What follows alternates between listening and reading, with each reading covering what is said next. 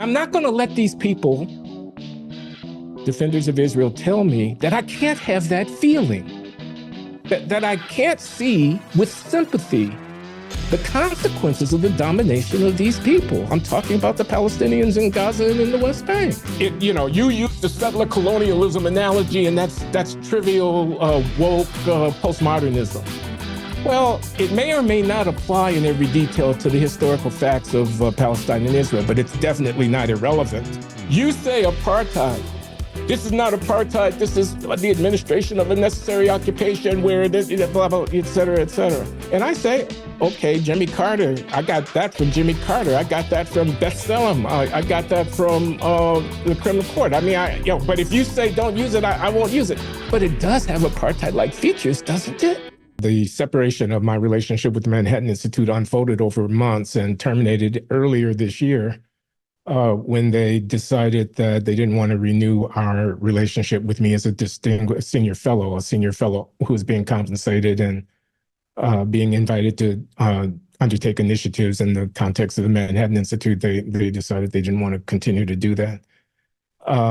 But that had an earlier episode where they elected not to continue to sponsor the Glenn Show, my podcast, which they had been lavishly and generously, and for which I was very grateful, helping me to support a team, that I relied on to produce the podcast, a very excellent producer and a very excellent editor and writer.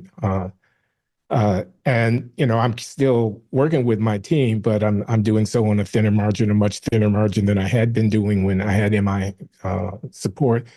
So yeah, that happened, but it didn't happen yesterday. It's just that I decided I wasn't going to make a big deal out of it. But then after a while, I thought, well, probably I should explain to my followers why they no longer see me presenting the show as sponsored by the Manhattan Institute. And maybe I should appeal to my supporters that, independent voice, if you really appreciate the role that I'm trying to play in American public life, then, I need your support now more than ever. And so the opportunity, I don't want to name names, but some people I know who know some people I know who know Tucker said, you ought to go on Tucker. And I had done an interview with Tucker a few years ago on a different subject altogether, my life and my work and, being a Black conservative and whatnot.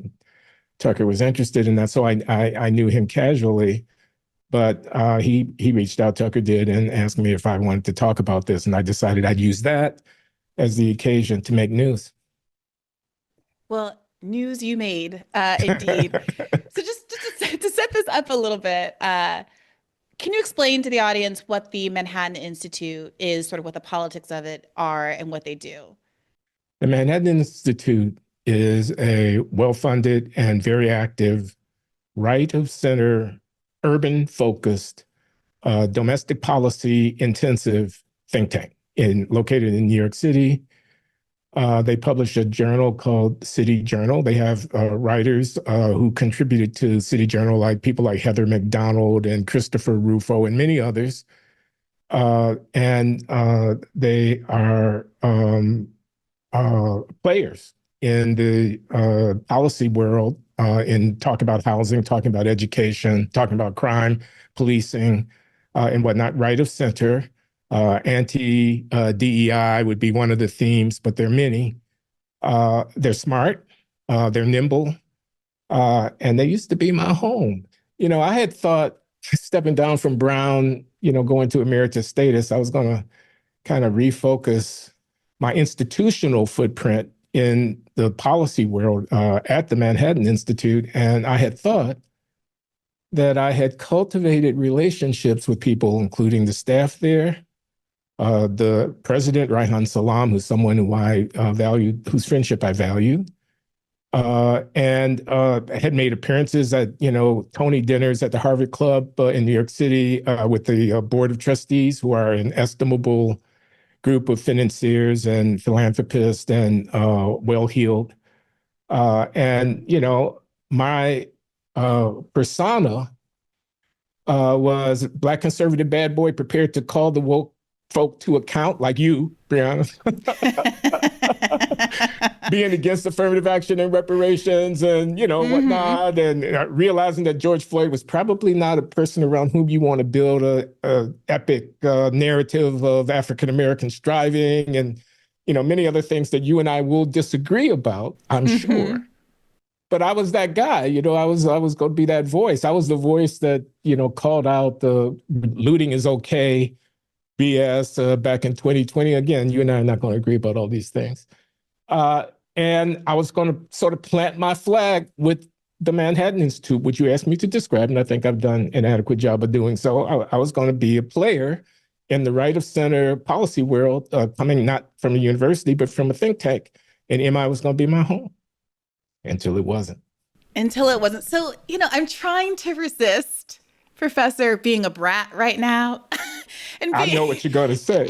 And being like, well, I told you those people weren't your friends. That's what I told you those are bad fellas. But I'm gonna resist. At least I'm gonna try to hold it off for at least like 20 minutes of this podcast, and just ask you on your own terms, sort of how you responded to this. So you're telling me that these are people with whom you've had good professional and personal relationships and with whom you are ideologically aligned. And you've also said this is a think tank or an institute that focuses mostly on domestic urban politics. Right. So the question I have is, were you surprised when the issue of an international conflict between two countries that, of course, has implications given America's role in funding Israel, but is fundamentally an international, non-domestic conflict, was something that was such a red line, and that caused people with whom you had these professional and personal relationships and so much simpatico to respond to you in what seems like a kind of cursory and quick fashion? Was I surprised? Well,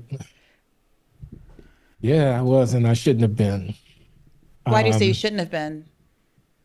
Well, I mean, look, it didn't happen all in one day. Back in January of 2024, a few months after October 7th, and I should say that I denounced the violence perpetrated by Hamas in southern Israel on October 7th. I think I want to get that on the record. I have no brief for it whatsoever. It was a whole lot of adjectives that we could run down if we had the time. It was a bad thing. I have no justification or argument for it. It's not justified by, and then we can go into the history and there'll be different points of view, but that history doesn't justify what was done. I'm against it. Okay, but I had Omar Bartov, the historian, colleague of mine. I've known him for 20 years. He's a professor of history here at Brown University. We've served on high-level university committees under the leadership of Ruth Simmons when she was here as president. Omar and I together. I know him well. I know he writes books about cities in Eastern Europe whose Jewish populations were decimated by the Nazis, and he knows a lot about the history of the Holocaust. He's Israeli himself, isn't he? Israeli American? Yeah, he's Israeli, right. And he thinks, or thought at that time, this is January of 2024, months after October 7th, but well into the Israeli response, incursion into Gaza bombardment. And he thought it bordered on genocide, and he basically said so. He's a student of genocide. He thought it bordered on genocide. He ran down International Court of Justice, International Criminal Court, United Nations, whatever. And I had him on the show. And I got a note from the staff saying, oh, we're sponsoring the Glenn Show, but we don't want to be mentioned when you give credits for that particular episode. That was in January. I mean, nothing else. No finger wag, no reprimand. Just we'd like to dissociate ourselves from that episode. I said, okay. And we did. Now, a smart person with their finger in the wind would say, I touched on the third rail. People are sensitive about that. Let me look at who's on the board and let me look at what their other philanthropic activities are. Let me, and then let me take a smart, politically astute, savvy player posture in this whole situation. But I didn't do that. I was naive. I just went along. I said, oh, okay, these are my buddies. They didn't want that episode. It's no big deal.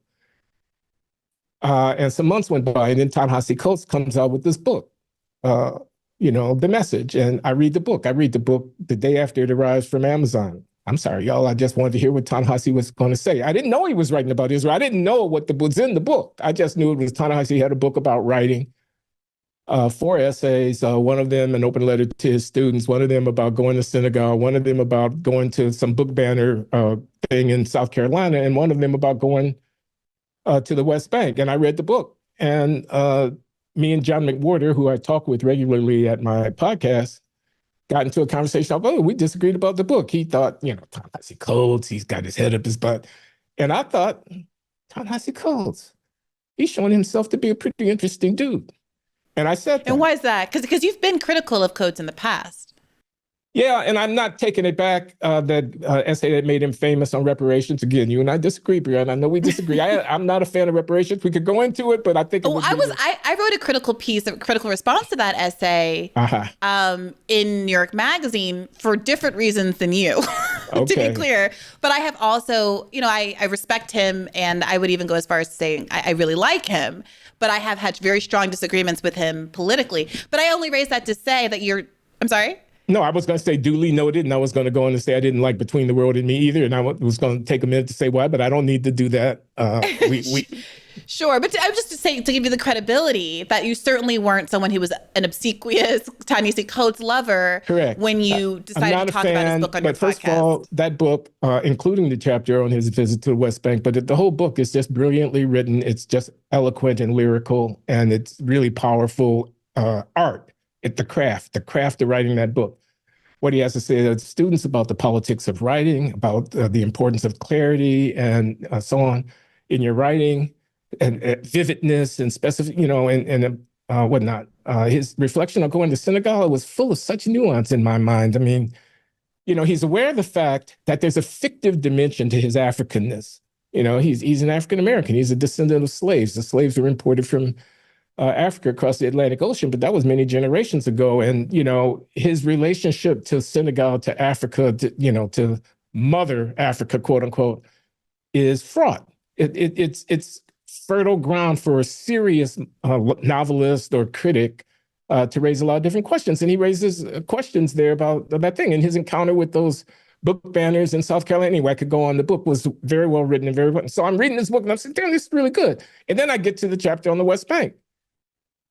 And I read it and I think, again, the craft, powerful, the humanity. I mean, he is in touch with the humanity of the Palestinians. That's just really very important.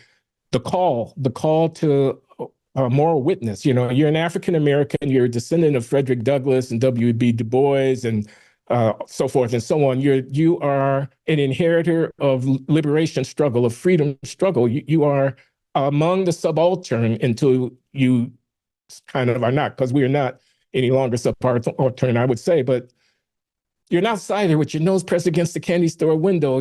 You know what domination is. You know what white supremacy is. Now, is what's going on in the West Bank white supremacy? No, I'm not saying that. Is it domination? Sure. Yeah, it is. And when Coates, I think of many scenes. One scene is he's looking at the sunlight glinting off of the reflector shades of Centurion-type guards at a checkpoint. And he's thinking about a Georgia sheriff in 1958 enforcing a segregation order with the, same kind of smear. And there's a moment of recognition, and I don't mean to go on too long about this, but I'm just saying he's a Black man. I'm a Black man. He ventures into this thicket. I've been to Israel on many occasions, half dozen occasions over the course of the last 50 years. And he comes back and he reflects on it. In the 21st century, after the liberation of South Africa, after the triumph of anti-racism as a normative principle in global affairs, and he has something to say. And I thought, A, you brave dude, because you're walking into a maelstrom, but I thought, B, you're a writer. You're a Black writer. I'm a writer, kind of. I'm definitely a Black kind of writer.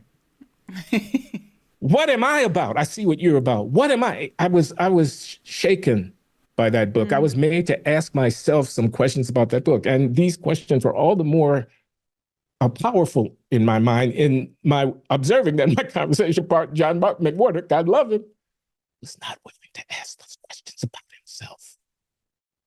And, what kind of Black writers are we now? And now I'm not necessarily commenting on the Middle East. I'm commenting on a kind of fidelity and integrity within the intellectual life of a Black man in 21st century civilization.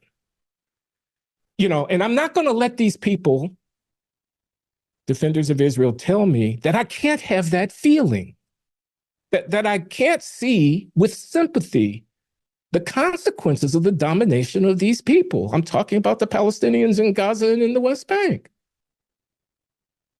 You use the settler colonialism analogy, and that's trivial, woke postmodernism.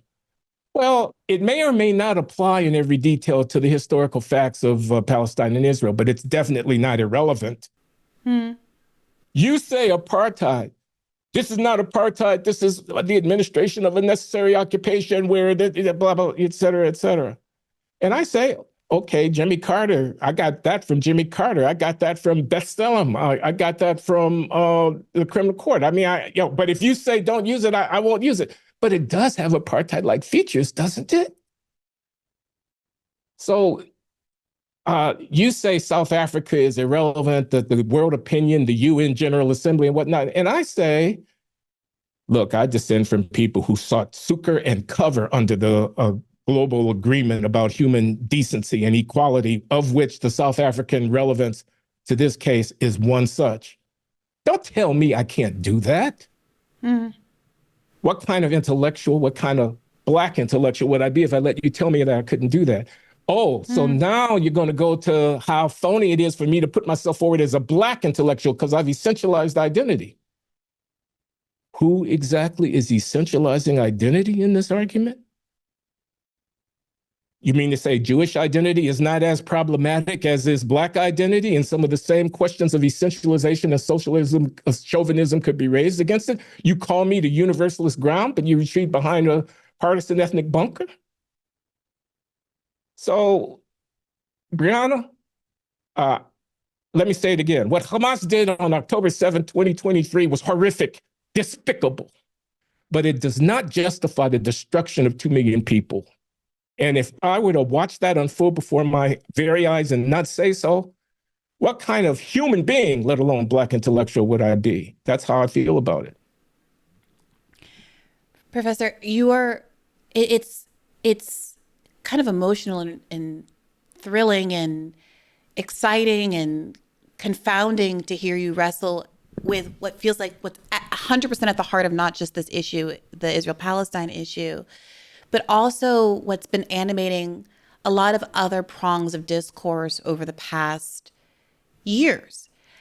I recently was engaging with Norm Finkelstein, who's another one of these sort of iconoclasts who is very pro-Palestine. He's one of the preeminent, perhaps the preeminent scholar and historian on Gaza, and also has been a leader in criticizing excesses, or what he describes as excesses of sort of the woke left and identity politics and the like.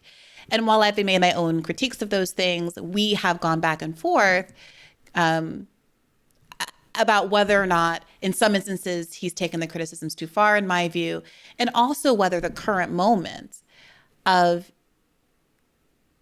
protests in support of Palestine and crackdowns on university campuses against them, the retrenchment of free speech principles from many figures on the right who purported to value those principles, the use of what I would call a weaponized identity politics by Zionists to ask for the same sort of punishments and punitive behaviors that they criticized when they were ostensibly being made in service of pro-Black wokeness, even though, of course, certainly nobody was being kicked out of school and their diplomas denied and deported and having their green cards revoked and stuff because they were insufficiently woke. The scale of these things is very different. And that's also part of the discourse. Does what's happening now to pro-Palestine students cause us to reflect about the energy that was spent or the lack of perspective that was perhaps had when we were criticizing left excesses?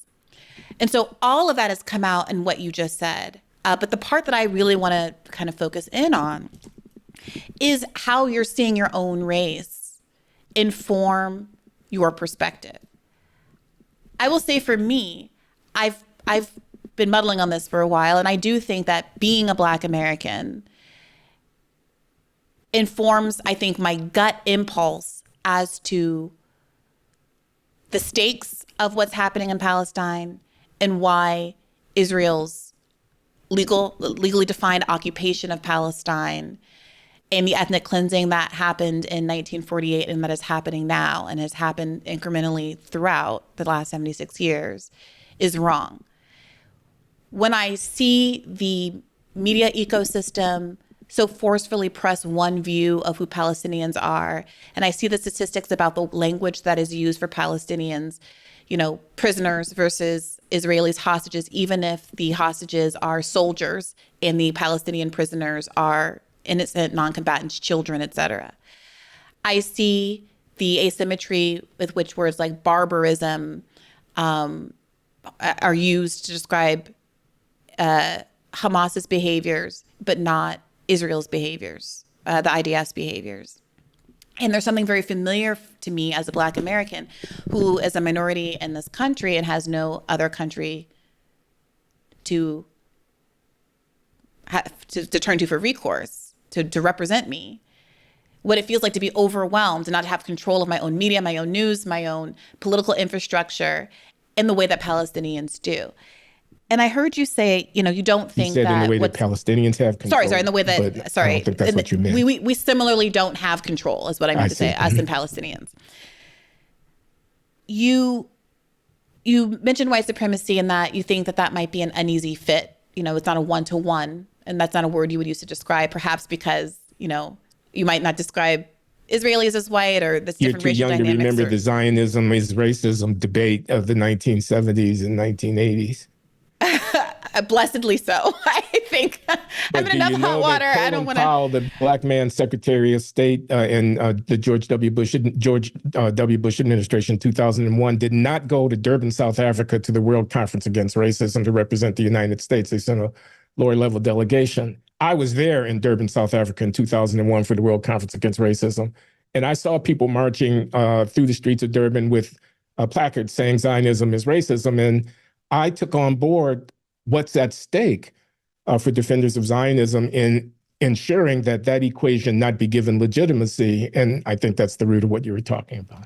Yes. And so let me ask you then, do you still agree with that? Having read Coates' account and all of us, I think, being thrust so intimately into having, being more aware of how the apartheid conditions, I would agree with that characterization, I wouldn't are use the implemented in characterization because I think it's arguably excessive and certainly offensive to people on the other side. And because I want to conduct a discourse with them that is productive, I wouldn't get bogged down in trying to call Zionism racism. I call Zionism Zionism and deal with those supremacist aspects of it that infringe upon my normative judgments about how society should be ordered. And, I don't want to argue with people about that. And as I say, I kind of respect their sensibility. You're equating it to race, and we know the evil of racism. We know the evil of slavery. You're saying that our aspiration to a Jewish national homeland is equivalent to the Nazis' despicable derogation of Africanness as being, subhuman and not for whatever. We're not a race. We are a national. I don't want to get into an argument with people about that. So I would eschew that formulation. Taking a step back from that, though, do you disagree with the characterization of there being a racial component to Israel's ability to act toward Palestinians the way that they have and not get the pushback from the world that might have occurred if perhaps the racial dynamics were different, if Palestinians and Arabs were viewed and Muslims were viewed more differently in the world? When you hear the sort of pushback and justifications for what has happened since October 7th, do you think that there's a racial component to the arguments that are being made in defense of Israel and Israel's actions and Zionism more broadly? So I read something from, what's her name, Caitlin Johnstone or something like that. She's somebody that's a blogger. I get her stuff. And she says, if it were Jews dying in Gaza under bombardment and it were Muslims who were dropping the bombs on them, wouldn't we be discussing the situation differently? And I don't think there's any doubt that would be discussing. So then what does that rest on, she says, and I think I agree with her. I rest on the extent to which you take the humanity of the persons subject to this kind of a depredation seriously. And we would be more likely to take the humanity of Jews as victims of this to heart in a way that people are not reflexively inclined to do on behalf of Palestinians because they're Arabs and they're, is that racial? We're going to have to get into an exegesis about what we mean by race, but here's what I define in my book, The Anatomy of Racial Inequality. Excuse me for this self-promotion. I say it's embodied social signification. It's when marks on your body, shape of the bones in your face, the texture of your hair, the color of your skin, the body type, when marks on your body take on social significance such that people get categorized based upon those marks and elaborate ideational structures get built upon those categories. Now, by that definition of race, while it's not African versus European, you could say that there's a racial element to this thing. And I would say that. I think my Jewish defenders of Zionism, brothers and sisters, as Cornell West, my friend, would say, would take umbrage at that because they would say we're not white, we're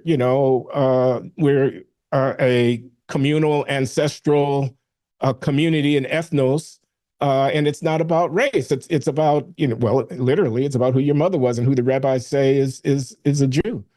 But that's not race. And like I said earlier about the Zionism versus race, I don't want to get into a hair-splitting argument with people about what is or what isn't, but it certainly has racial-like characteristics, I would say, based upon my scientific definition of race as embodied social signification. Marks on people's bodies are having social signification, for sure.